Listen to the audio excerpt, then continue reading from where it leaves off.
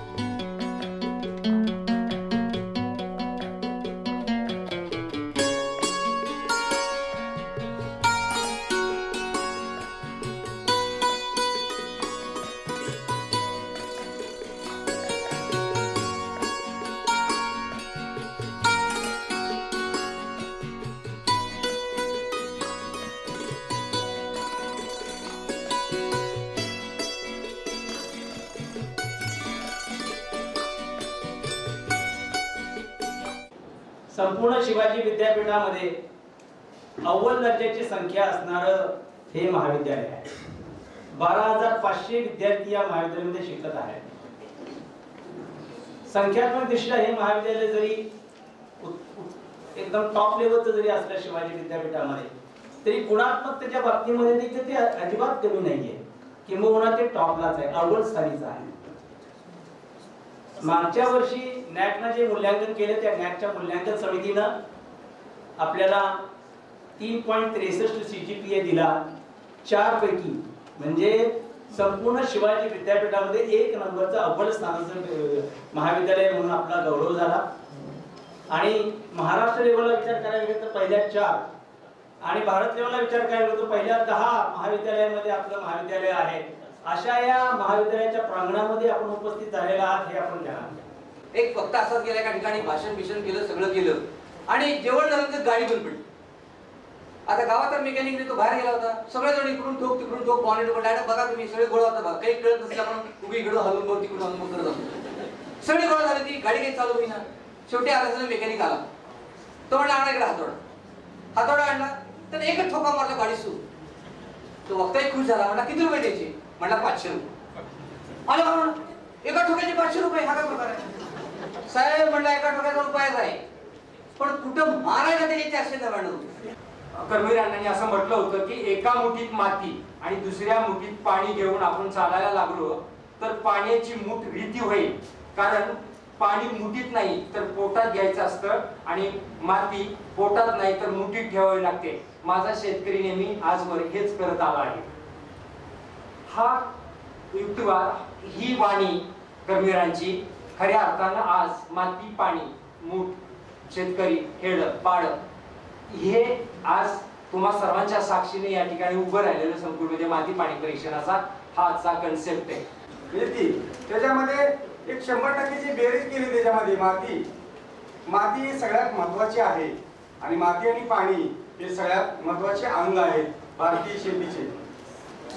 शेती प्रधान देश असल्यामुळं ही माती हे सगळ्यात महत्वाचं आहे.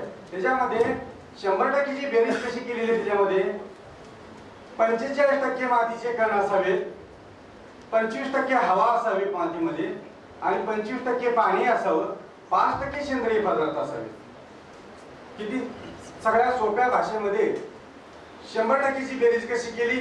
45% मातीचे कण असावेत, 25% पाणी असावं, 25% हवा असावी आणि 5% सेंद्रिय पदार्थ असावे. आता शेतकरी बांधव आहेत, हाडाचे शेतकरी आहेत, काही कृषी भूषण आपले शेतकरी इथं उपस्थित आहेत. शेतीमध्ये भरपूर तरी प्रयोग केले. मातीमध्ये पाण्याचं प्रमाण, हवेचं प्रमाण आणि सेंद्रिय पदार्थाचं प्रमाण हे संतुलितपणा राहायला पाहिजे.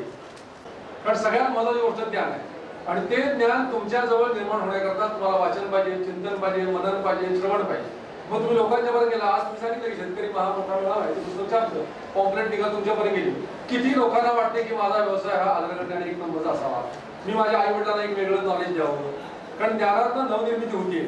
कॉलेजमध्ये प्रयोगशाळा आहे ही फक्त माहिती आहे समजून चला, परंतु आत आल्यानंतर प्रयोग दिल्यानंतर त्यातनं जे ज्ञान मिळणार आहे ते ज्ञान तुमच्या जीवनामध्ये कायापालट करणार आहे. म्हणून मित्रांनो तेच लक्षात की कुठलीही छोटी छोटी गोष्ट आहे. आता किती लोकांनी आता लिहून घेतलं असेल, ठोबरे सरांचा एवढा प्रकार अभ्यास आहे, किती लोकांनी नोट करून घेतला असेल, मालेकर जाता चुटकी सांगून घे.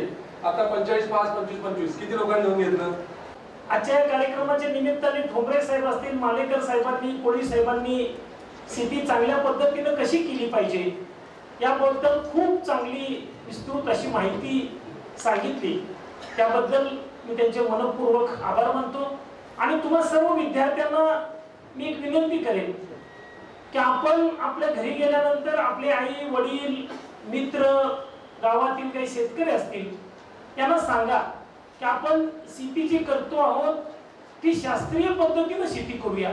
आणि ती करण्यासाठीची सुविधा असेल मग सॉइल अँड वॉटर अनालिसिस ची प्रयोगशाळा आमच्या महाविद्यालयामध्ये आहे, अतिशय माफक दरामध्ये या ठिकाणी सॉइल आणि वॉटर अनालिसिस करून दिलं जाईल.